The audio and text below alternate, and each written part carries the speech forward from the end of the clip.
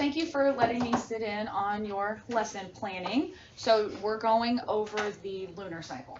So breaking down that teak, I wanted to read it out loud. We're kind of in that third 6 weeks. We're getting ready to finish everything up. Fourth unit of space. So the teak is 8.7b, demonstrate and predict the sequence of events in the lunar cycle. And that's a readiness teak. Before we dive into that, I wanted to look at the data. So our STAR results overall were actually pretty good. We are one of the highest schools out of any of the other middle schools. We're sitting at 44%. It has gone down from the year previous, which was at 48%. So I really want to work at getting these kids that are at meets expectations to masters. So, and we're still sitting at the highest part of meets. We're 73%. Now approaches is at 92. We're not the top, but we're not the bottom. So that's doing a really good job. I just want to make sure and try to get those numbers as close to 100 as possible. I know there's going to be discrepancies, but that's kind of an overall end of the year goal. When we look specifically at the lunar cycle STAR questions, there were only 15.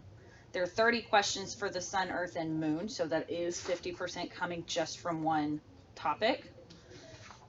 When we looked at the data from actually the scoring, we went down from last year. We got 65% down from 70. So I want to make sure that we're addressing everything that we need to. We're looking at the rigor, that everything's matching up and it's aligned.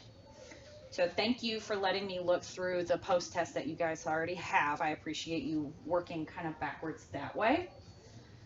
So let's look through some of these questions. Work really good. So when we break down the teak, how can we break that down?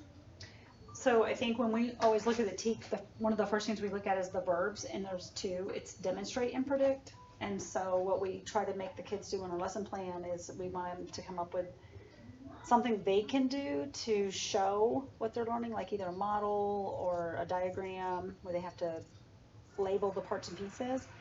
And then the predicting piece is we might give them a partially filled in diagram and they have to predict the next piece. But we try to make them hands-on, and so I think you'll see that in some of the lesson plan ideas that we've come up with in the past. Also, something that I think we can really incorporate too, since we haven't taken the test yet, is teaching more test-taking strategies. You know, they have these skill sets and this knowledge, but how are they going to apply it when there's actual questioning verbiage? I think that's something that we definitely incorporate into our future lessons. Right, that's a really good idea. So looking at the post-test, so we have kind of some of the verbiage in there. The very first one, the earth moves in predictable patterns. So that kind of shows them that this is going to be more of one of those predictable questions. So I like that. And then the other one that I wanted to point out was number 4 did a really good job. Which of the following is the most likely moon phase for when the earth is experiencing a neap tide? That's addressing those vocab pieces. They have to know what the neap tide is. And I think that would also relate directly back to the model, because when we do the models of the lunar phases, when we start teaching tides, we also incorporate in that piece of this phase relates to this tide. And so I think that would be a good way reinforcing. But looking through, I think you've got overall a pretty good post-test. I don't have too much to mess with that. I do think maybe we need to find more of a demonstration piece of it, because it seems to be a lot of prediction. So I would just keep that in mind. So either find an additional assessment that would work with something like that. But I do like how you are utilizing some of the old STAR questions. I think helping expose those kids and that test-taking piece. They're not surprised by anything. It's worded from somebody that's not their teacher. So looking through too on the online resource that you have, I pulled a few things. So I wanted to see if you guys had made any connections with anything that goes in here from your post-test with what you are actually going to provide to your students. So I think we have, so here's kind of our notes page. You want to talk about the model that we do in the beginning? Yeah. Okay.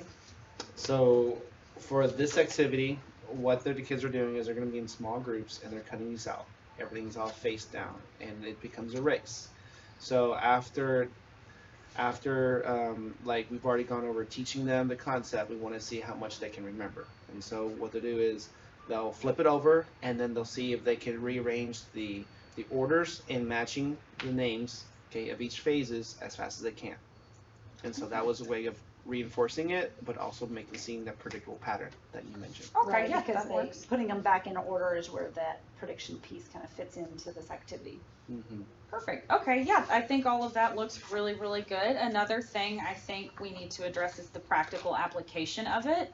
So one thing that I would suggest is getting a calendar and having them look up actually at night at the sky. They can take a picture, they can draw it however they want to, bring it that next day, and they're responsible for filling out a calendar of the moon phases. Do you think 30 days is going to be enough, or is it too long? I think 30 days is actually the right amount because that gives you one opportunity to work through the entire phase, and I think that would be valuable for them to see from the beginning to the end, and then you would be able to start talking about how it's going to start recycling again on those last couple of days, you know, as you're near the end of the calendar, but you're actually going to be starting the phases over again. So that's I like the idea of the calendar to incorporate in. I like it too because each phase doesn't happen overnight.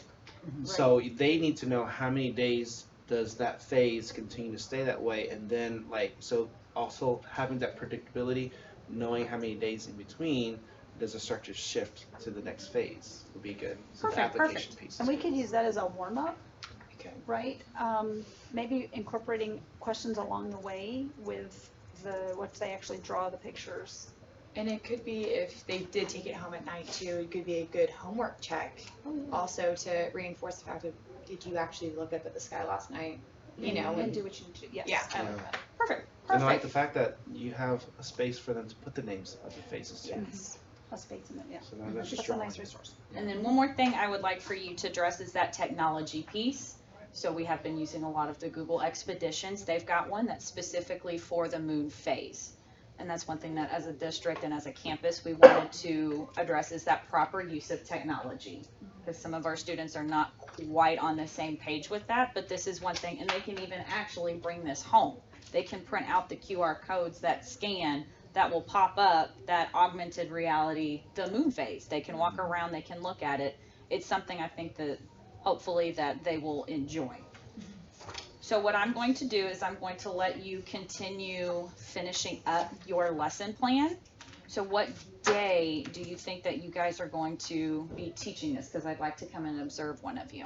So after this week, after our Thanksgiving week, then on Tuesday, because we're going to go with the origin of the universe, and then on that Tuesday we'll do the intro to new phases. Perfect. I will be there on that Tuesday. And then also what I want to do is after you give the lesson, we'll sit down, we'll discuss some of the things that worked, that didn't work. So we've assessed, or we've addressed the lesson planning part of it. We'll look at the actual teaching part of it. Then when you do the assessments, do you feel that 48 hours after assessing the moon phases is a realistic timeline for that turnaround? For us to meet with you again? Yeah, for you to be able to give the 48 grades hours, to definitely. Yes, Perfect, yes. because I'd like to sit down, look at that, and also come up with a plan for any reteaching or advancement that we need to do. Yes.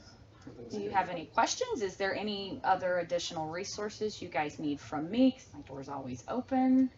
Well, I know we all have computers in our room, so we have the 15 computers. We usually work with partner pairs on that. I think that would probably work for some of the stuff, especially looking up and researching the information.